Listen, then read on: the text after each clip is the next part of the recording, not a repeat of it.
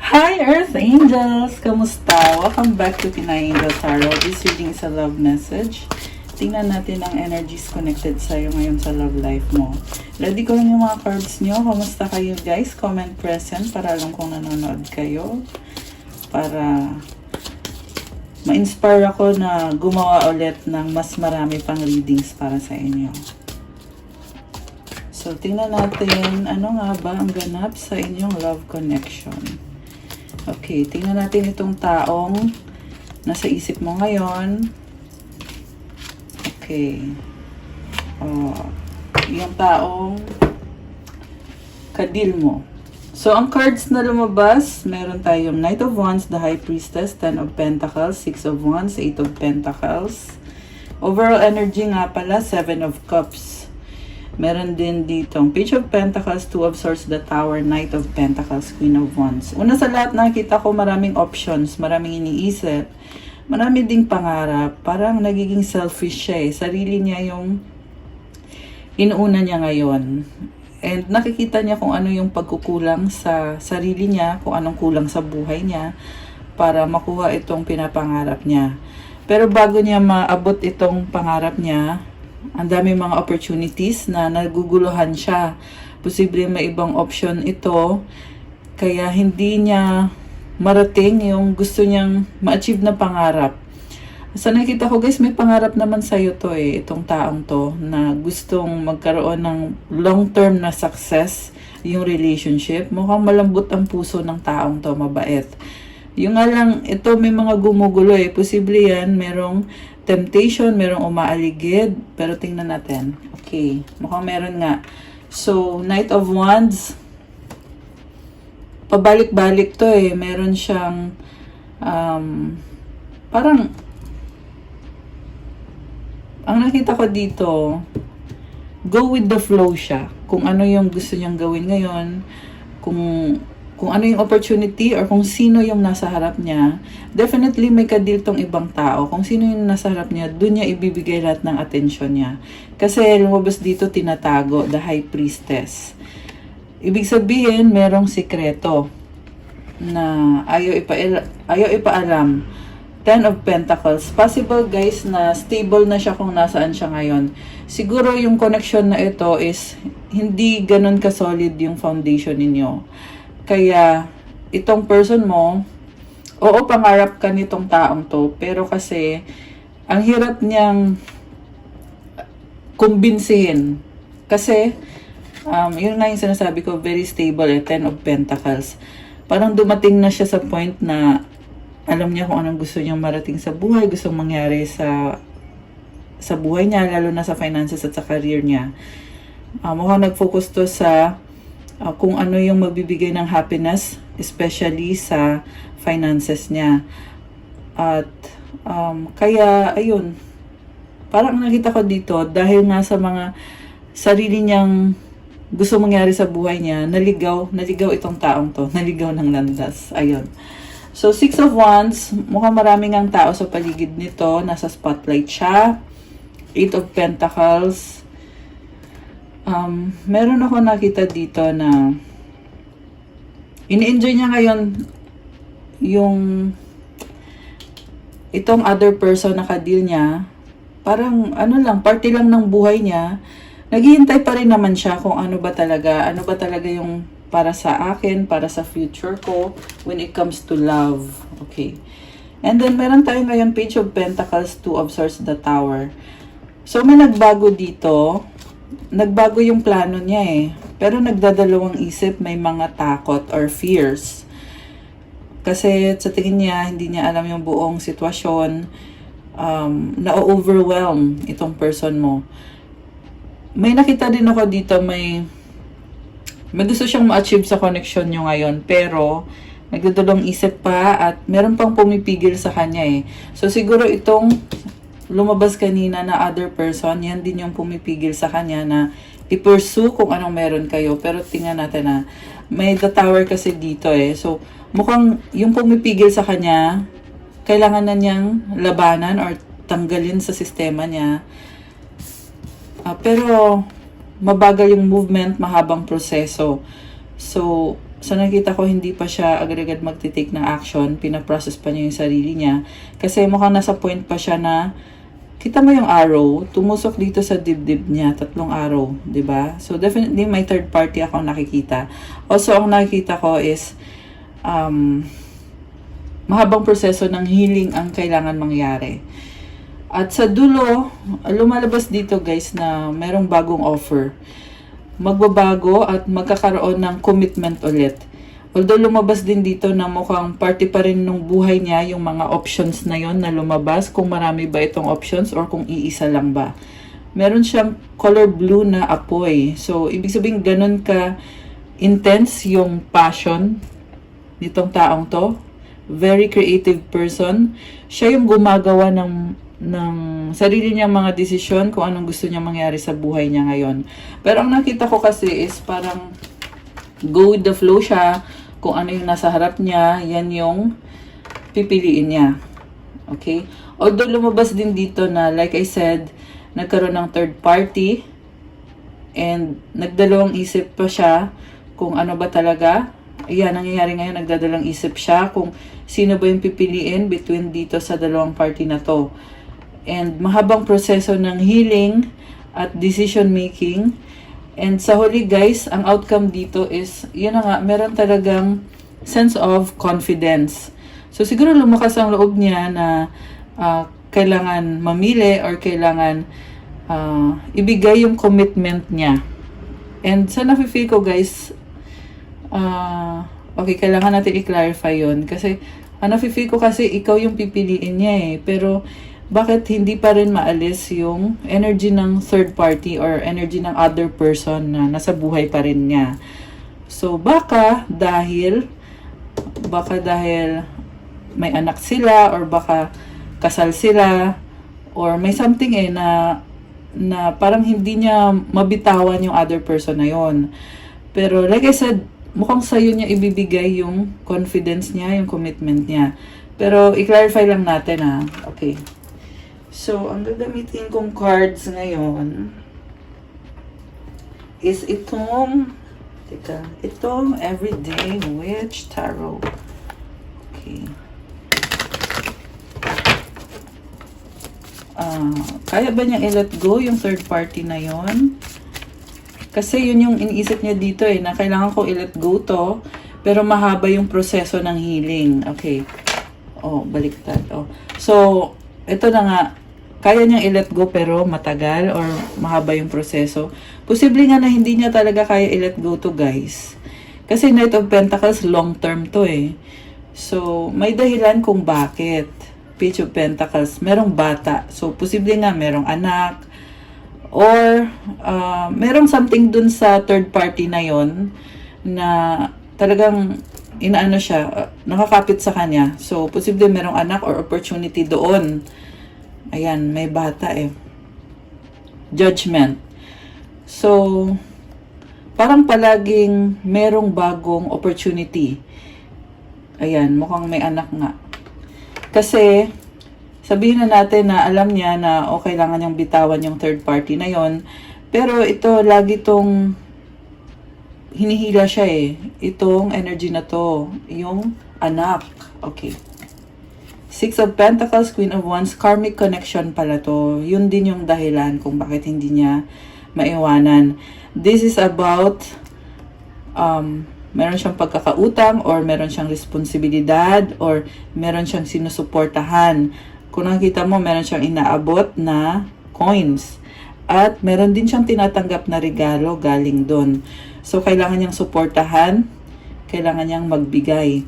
And may lumabas dito na Queen of Wands. This is someone na hindi niya ma-resist kasi talagang kinukuha yung atensyon niya at kinukumbinsi siya na ito yung ito yung responsibilidad mo or ito yung dapat mong gawin, kailangan mong ibigay itong suporta na to kasi pag binigay mo yan, makakatanggap ka din ng regalo.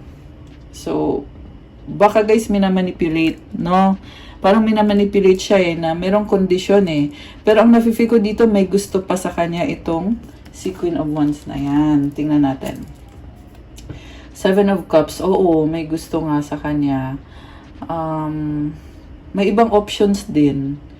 May ibang options din tong person na to eh. Meron. Pero bakit pinipilit niya itong si person na ito? Ayan, feeling niya kasi ito yung pangarap niya eh. Kita mo nakahawak siya sa puso. So parang sabi niya dito, oo, marami akong options, maraming magandang mga bagay sa buhay ko, pero ito yung gusto ko ngayon.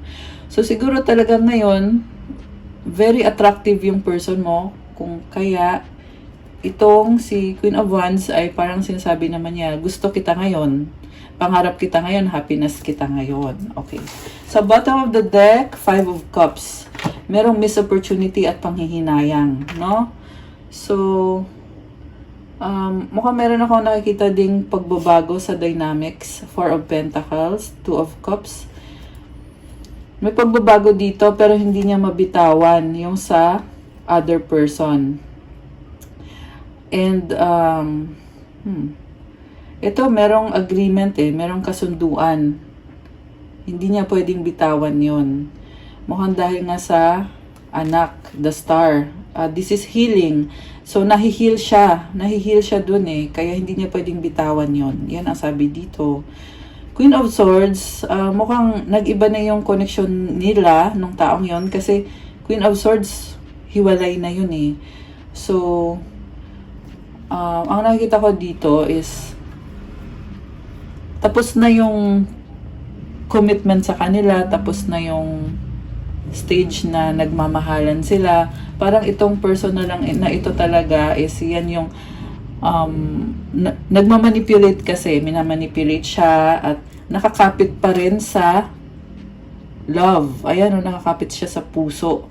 Kasi tingin niya itong person na to, yan lang yung magbibigay sa kanya yung, ng love na yun.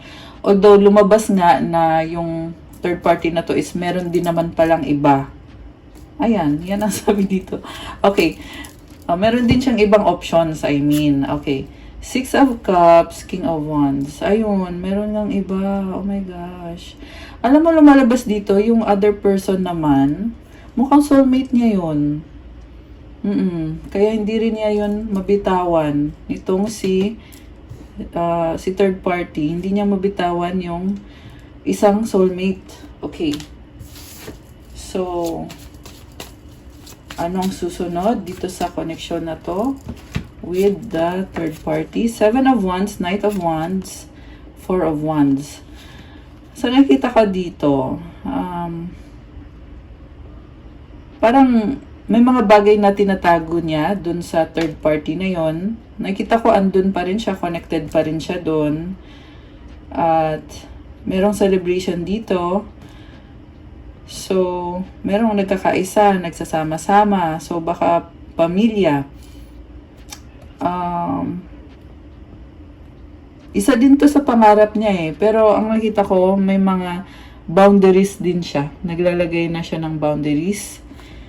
Kasi, may sarili siyang happiness talaga. May sarili siyang happiness. Kaya, sabihin na natin, oo, may pangarap nga siya. Andun siya. Kasi nahihil siya doon, pero yung sarili naman niya, yun yung tinatago-tago niya. Kung ano yung totoong nagpapasaya sa kanya. Nine of Cups, may addiction tong person na to eh. Merong obsession. Parang gusto niya, ang feel ko dito, gusto niya ng harmony, kapayapaan. Kita mo parang nagme-meditate to.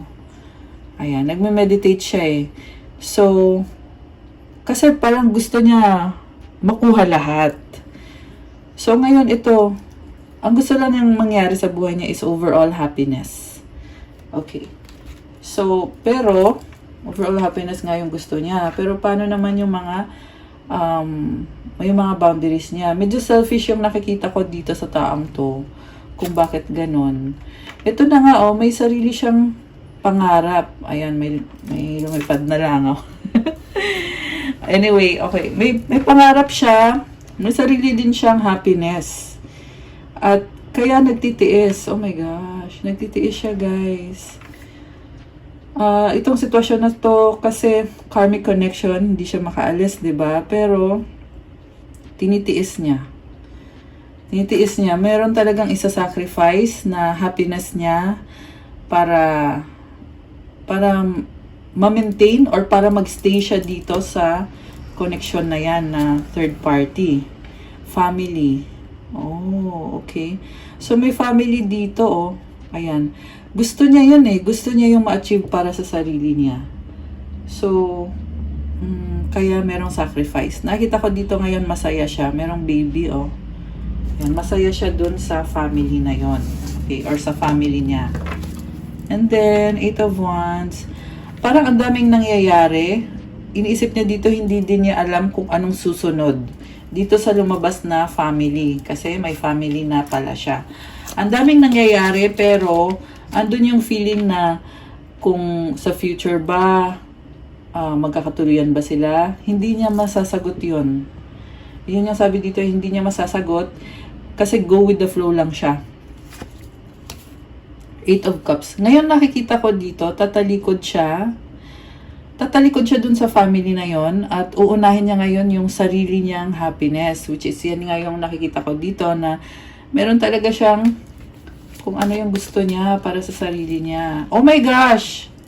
Naloka ako. Alam mo, nakita ko dito, ito yung the one niya eh. Ayan, ikaw to. Ikaw tong sarili niyang happiness. 8 of Swords. Pero bakit ayaw mo? Ito, nakatrap ka sa mga swords. Parang sinasabi mo dito, dyan ka na sa family. Hayaan mo na ako. Ganon yung nakikita niya sa'yo na ikaw yung partner niya eh. Kasi ito siya si King of Cups. Ito naman yung Queen, yung partner ni King, di ba? King of Cups and Queen of Cups. Pero sinasabi mo sa kanya, hayaan mo nga ako. Ganon ka sa kanya eh. Siguro medyo mataray ka sa kanya. Or, ayun, nakatali yung kamay mo dito. Parang sinasabi mo, kasi andyan ka na, nakatali ka na dyan, wala na din akong magagawa. Nakatali na din ako sa mga desisyon ko or sa sarili kong buhay, sarili kong pangarap. Ngayon, ang nakikita niya sa'yo ay may sarili kang pangarap na inaabot mo. May nakita ko dito na mga tao sa paligid mo na mukhang nag-cheer sa'yo, sumusuporta sa'yo. Mukhang nagsiselos yung taong yon kasi nakikita niya na merong mga sumusuport sa'yo. Kita mo yung mga isda, opportunities yan. Mukhang alam nitong taong to na marami kang opportunities, hindi mo siya kailangan. Hindi mo siya kailangan, tsaka buntis ka dito. Ibig sabihin, you are looking forward to this blessing, abundance, kung ano man yan, kung baka meron kang anak or pwede yan sa career na success na tinatamasa mo at sinasagawa mo ngayon or inaayos mo ngayon. At nakikita din niya na masaya ka kasi hawak mo yung cup, yan yung happiness mo eh. So kumbaga hawak mo sa kamay mo yung happiness mo. At yung sa sitwasyon nyo naman is ang lumabas dito guys is hindi ka makagalaw, hindi ka makaalis, wala kang pwedeng gawin sa sitwasyon. Kundi ang mag-focus dito sa sarili mo, sa mga taong nag-cheer sa'yo. Alam mo, nakakatuwa, may mga dolphins pa dito sa likod. So, ibig sabihin, itong mga nag-cheer sa'yo, meron pa yang ibibigay na blessings pa sa'yo. So, kaya sinasabi mo dito, hindi kita kailangan. Ito, nakakatuwa itong isang pusang to na talagang hindi ka iniiwanan, nasa tabi mo. Oh my gosh, guys! Alam mo, napaka-emotional ng reading na to. Ang daming energy ng cups na lumabas. So, cups symbolizes emotions. And itong si Queen of Cups, full of emotions ka. Hindi lang naman emotion, but also, meron ka sariling flow mo na yun yung nag-guide sa'yo na ito ngayon yung gagawin ko, ito ngayon yung focus ko. Ito lang yung kumukontra sa'yo yung isang sitwasyon sa buhay mo na pakiramdam mo ay nakatali ka at wala kang magagawa dyan. Pero ito nakikita ko meron talagang isang sumusuporta sa'yo. Posible yan, baka anak mo na close kayo or baka meron ka ng bagong manliligaw na talagang hindi ka tatantanan, gagabayan ka sa pag-abot mo ng mga pangarap mo. Baka pwede din yan, baka kaibigan mo yan na laging inaalagaan ka at gusto niya na ma-enjoy mo yung mga blessings sa buhay mo. Kung sino man itong taong to, basta ang nakikita ko sa kanya is talagang nakadikit sa'yo, nakakapit sa'yo habang ginagawa mo. Yung iba is spirit animal na pusa, yung iba naman angel mo yan. Baka close ka sa angel mo, kaya lagi kang sinasamahan nitong angel mo at sinasabi sa'yo na ano ka ba, buntis ka, maselan ka ngayon. So, ayun kasi buntis to eh. So, sinasabi sa'yo na sige, hawakan mo yung cup mo, maselan ka ngayon, andito lang ako, babantayan kita, gagabayan kita. Hindi ka naman nawawalan ng opportunities eh. Napakadami. Ikaw na lang yung mamimili. Okay. So, ano pa bang susunod? Nako, napaka-intense. Kakaiba tong reading natin today.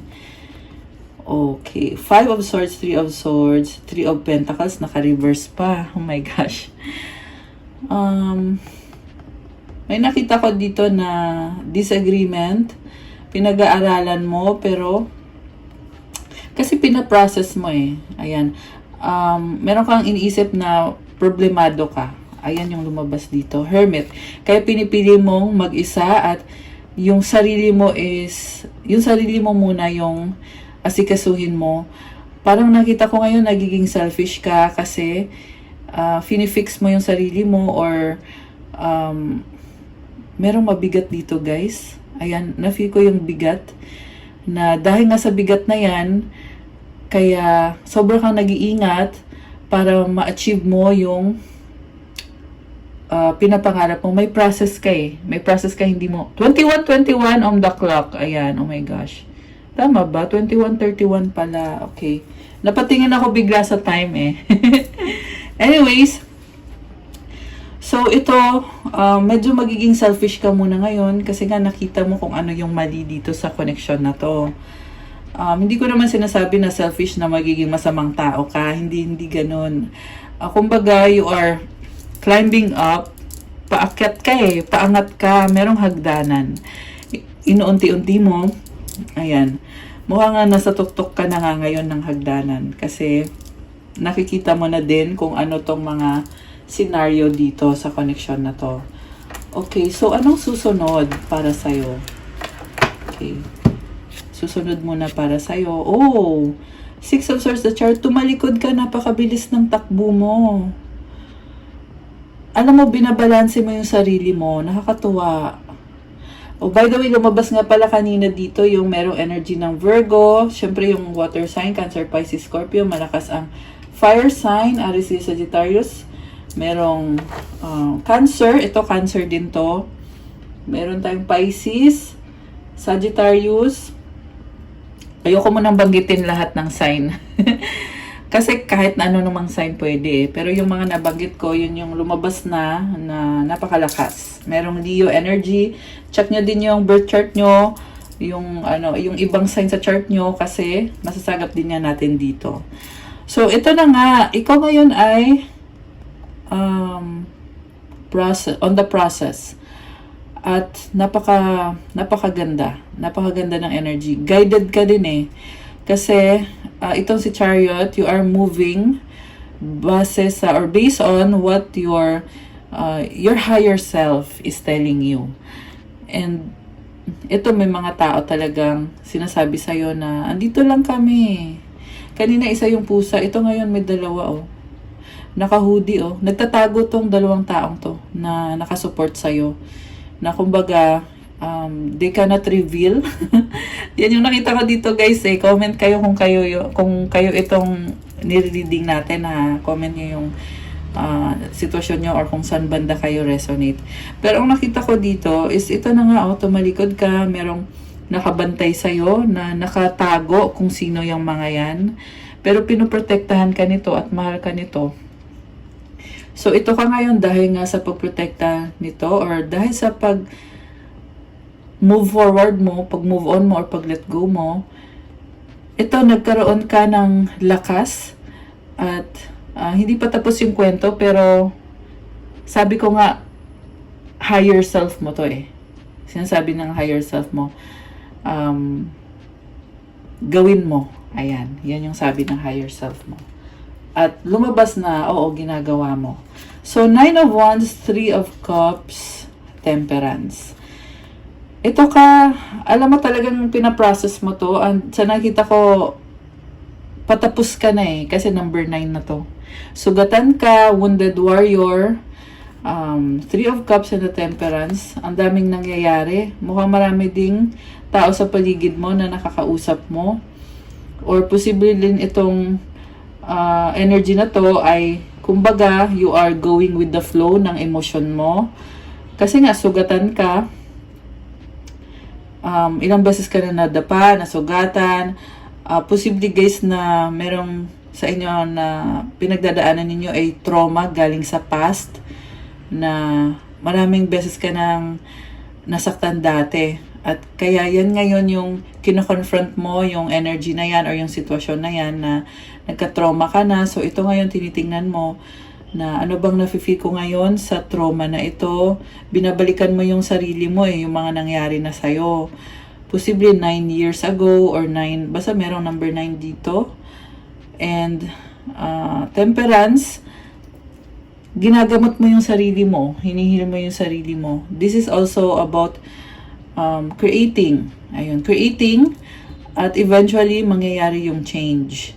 Sa ngayon, medyo overwhelmed pa. Hindi pa ayoko magsalita ng patapos naman.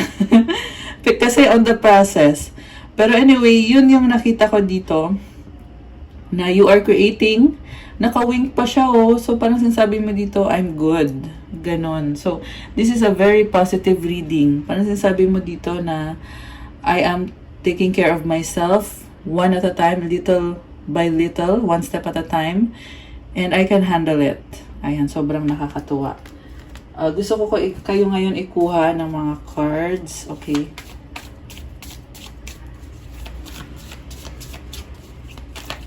Little by little. Nakakatuwa naman. Single. Oh my gosh. So, merong breakup na nangyari Kaya, single. Ibig sabihin, ikaw yung talagang tumalikod na. At, ibig sabihin nito kapag ikaw ay single, marami nang humahanga sa'yo ngayon. Marami kang potensyal, maraming posibilidad, at nakatayo ka on your own feet, at kaya mo. At you are on your way to greatness. Oh my gosh! 27! Ayan, may angel numbers tayo. Ayan, napatingin na naman ako. Alam ko talaga kapag angel numbers. Oh, merong energy na nalilito, confused. Tingnan natin na siguro may na-feel ka dito na mag-isa ka, biglang nalito ka, na confused. Hinahanap-hanap mo yung merong ka-partner, alam mo yun, merong love. Ayan, kaya nakaramdam ng lito. Pagkalito or confusion. Ayan, nakaramdam ng sakit. So, siguro iniisip mo ang sakit maging single.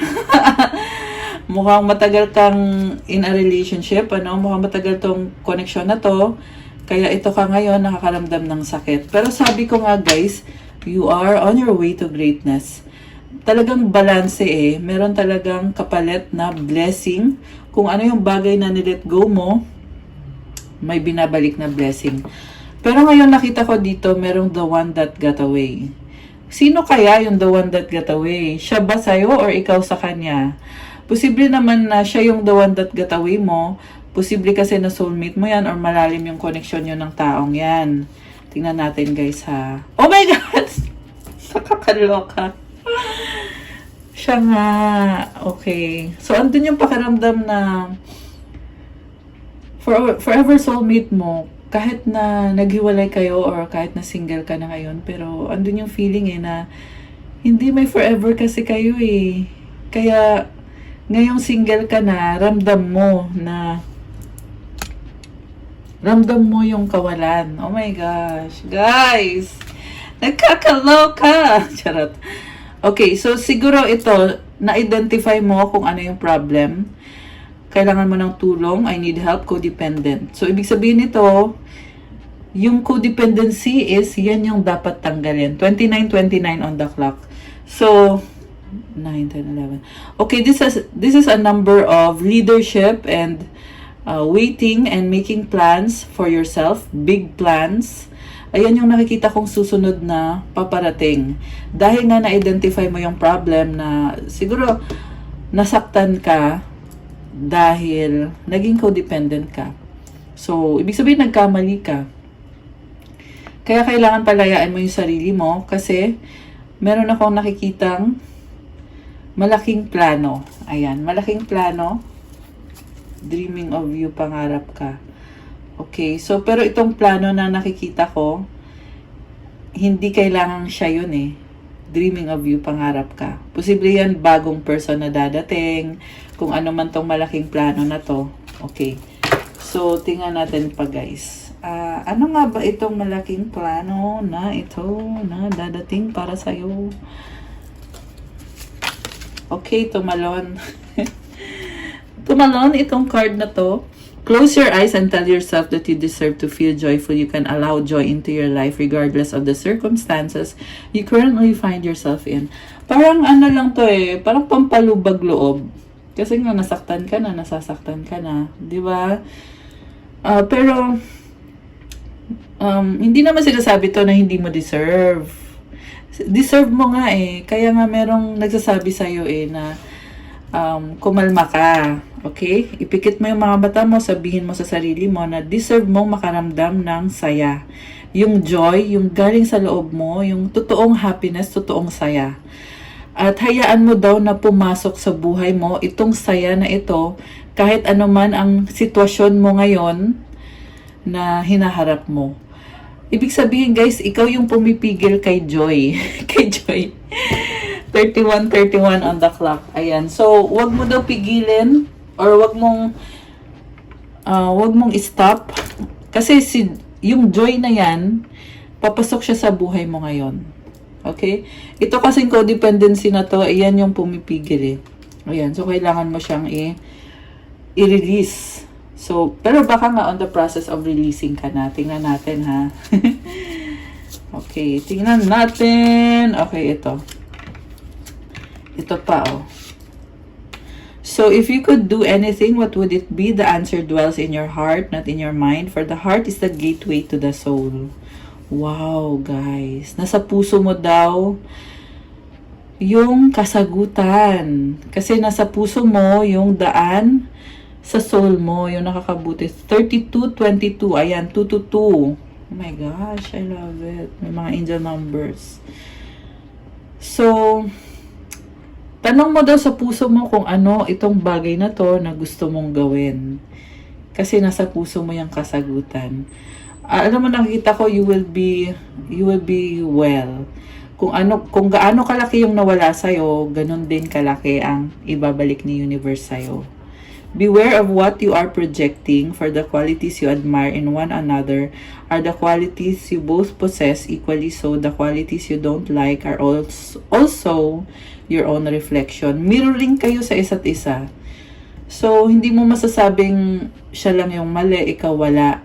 Kasi sa'yo, pero naayos mo na eh. I mean, alam mo na, na-identify mo na kung ano yung mali sa'yo na kailangan mong i-release. At ito na ngayon, ito na yung direction mo na itatanong mo sa puso mo kung hindi mo pa nagawa yon. Kasi nasa puso mo daw talaga yung kasagutan. 33. Oh my gosh! 4 na 3. Ayan, angel numbers na naman. So, ayan guys, tanong mo yung puso mo, okay?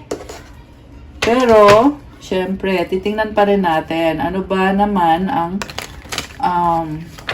gustong sabihin nitong taong to na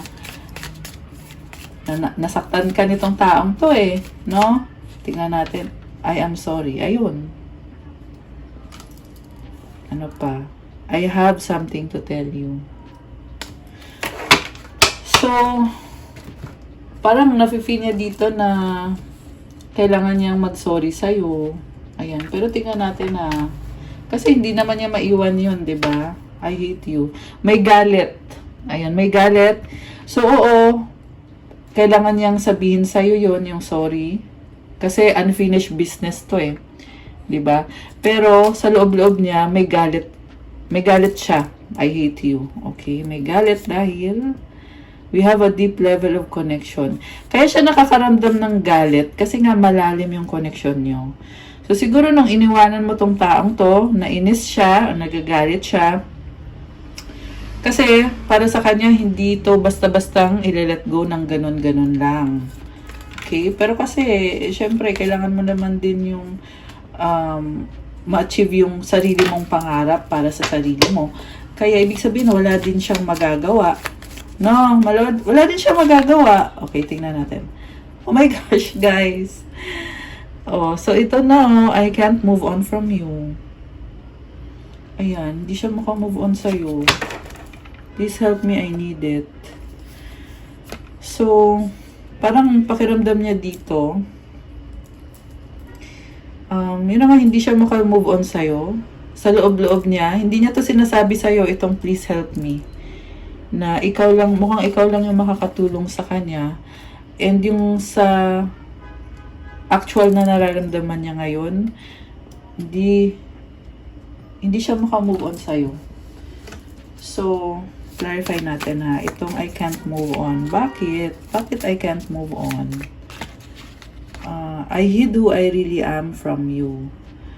Okay, so, ito, siguro nung nangyari lahat to, ayan, kung napanood nyo yung ibang mga love readings ko, meron akong isang reading doon kung saan sinabi ko na meron kang matutuklasan. Kasi ito yun eh, yung tinago niya sa'yo na natuklasan mo. I left when I saw you with someone. Meron din pagsiselos sa kanya talaga, sa loob-loob niya. And, kaya din niya tinago. Kaya niya tinago eh, yung sitwasyon niya. Kasi nakakaramdam siya ng selos na parang isip niya may iba ka or merong naniligaw sa'yo or kung ano man yan na pinagsiselosan niya. Kaya ito, tinago niya. Tinago niya yung totoong sitwasyon niya. Okay? Or yung katotohanan sa buhay niya ng taong yan. Okay. Okay. Ano pa ba? I know, oh my gosh. I know I messed up everything. So, ibig sabihin, parang okay siya eh. Mukhang naging kampante siya, no? Naging kampante siya, pero nasira lang lahat dahil nga sa tinago niya, dahil nga sa pagsiselos niya. Siloso to eh. Ayan, sa pagsiselos niya, sa pagtatago niya, nasabotage niya. Siya mismo yung nagsabotage ng relasyon niyo. Okay, at kaya siya hindi makamove on. Oh, ayan, I couldn't let you get close to me. Siya nga yung nagsabotage. Okay. So, balik tayo dito. Okay. Kailangan kanya. Merong malaking ano to guys, sa loob-loob niya na ang laki nang nawala sa kanya nung naghiwalay kayo or nung iniwanan mo siya. Ang laki nang nawala sa kanya. Oh, ngayon we need a fresh start. Oh my gosh! Oh my gosh. Okay. So, ano itong fresh start na to? Oh my gosh. Ito na naman, oh. Nasa ilalim na naman ng deck. You're all I need.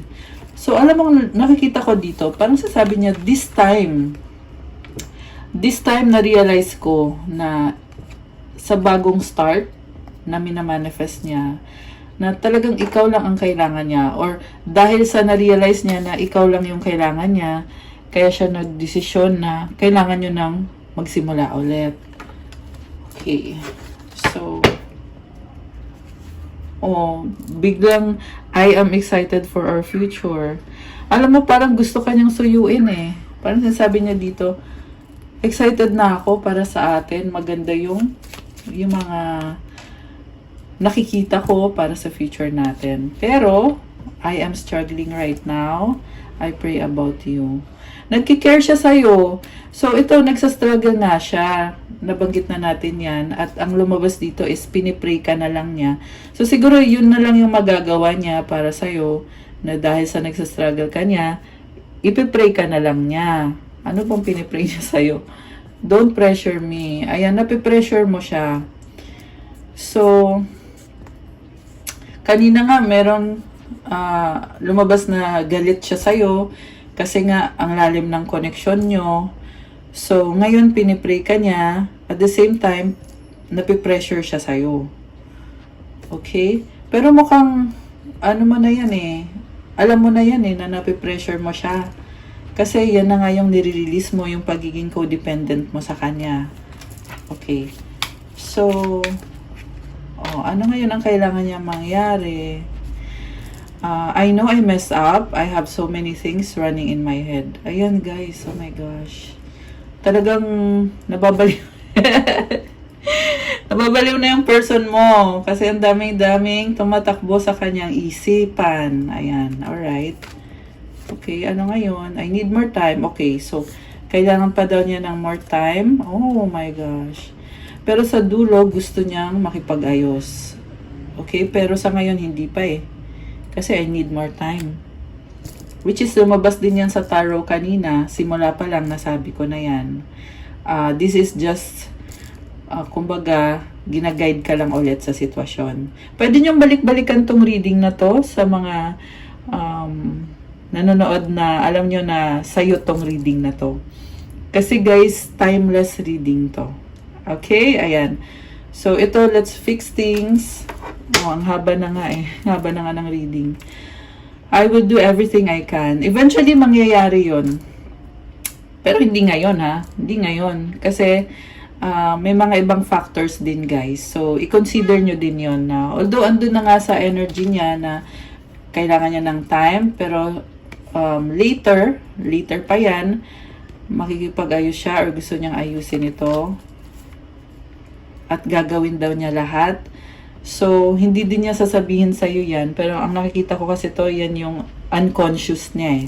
Unconscious niya na gagawin niya lahat. Possible din to guys na gagawin niya lahat para sa sarili niya, para maayos niya yung sarili niya. At fix things sa sarili niya. Inaayos niya yung sarili niya. Okay? People don't believe in me. Kasi marami ding nagja-judge sa kanya. Baka yan yung person na yon. Okay. Final cards. Meron bang final cards dyan para dito? I long to be with you. Being near you is intoxicating. So, talagang ang tindi ng tama nitong taong to sa'yo. Kasi, longing siya na makasama ka niya at attracted siya sa'yo. Sobra siyang attracted. Okay? Any more message? Okay. Oh my gosh. You are the best thing in my life. So, ayan. Yan na yung kailangan mo ding marinig na katotohanan naman na ikaw yung pinaka-best na nangyari sa buhay niya or nagkaroon siya sa buhay niya. 42! Oh my gosh! Ayan, angel numbers naman. So, okay, mag-wish kayo guys. Kuha tayo ng sagot sa wish nyo. And, kuha din tayo ng advice card. Dali, sana yung advice card. Anong advice sa ating mga viewers? Okay. Isa pa daw. Sige, isa pa nga. Isa pang advice sa ating mga viewers. Kailangan ko yung mga like nyo at comments. Siguraduhin nyo dyan. Kapag maraming comments, gagawa ko ng part 2 or update or kung ano man connected dito sa particular reading na to.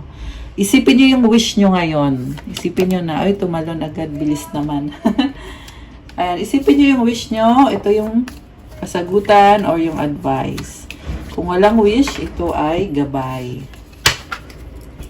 Ayan, isipin nyo yung wish nyo. Isipin nyo yung wish nyo.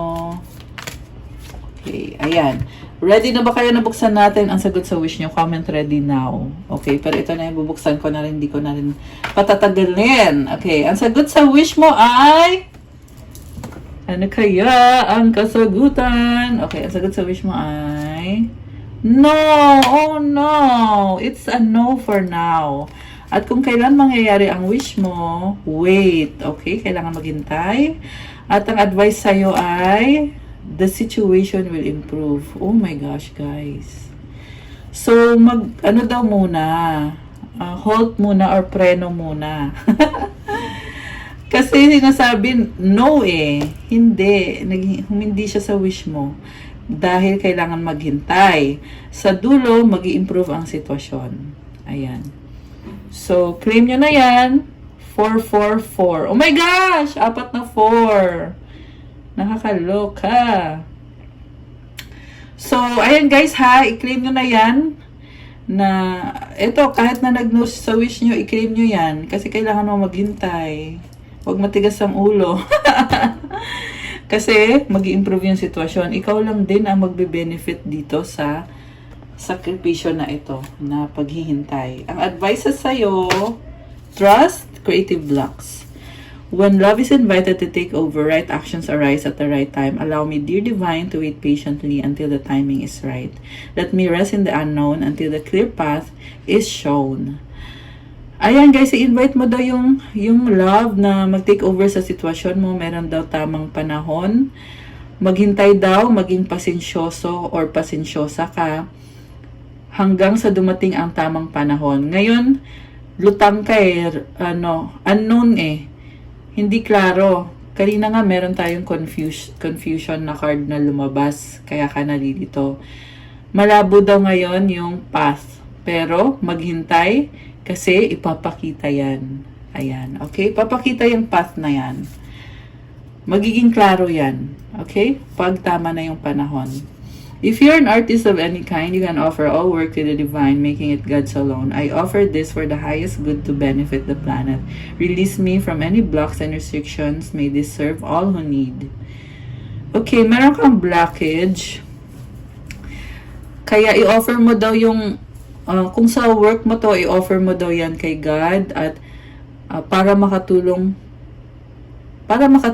sa planeta. Ibig sabihin sa maraming mga tao. At idasal mo na ma-release ka sa mga blocks na yan, sa lahat ng mga klase ng blocks.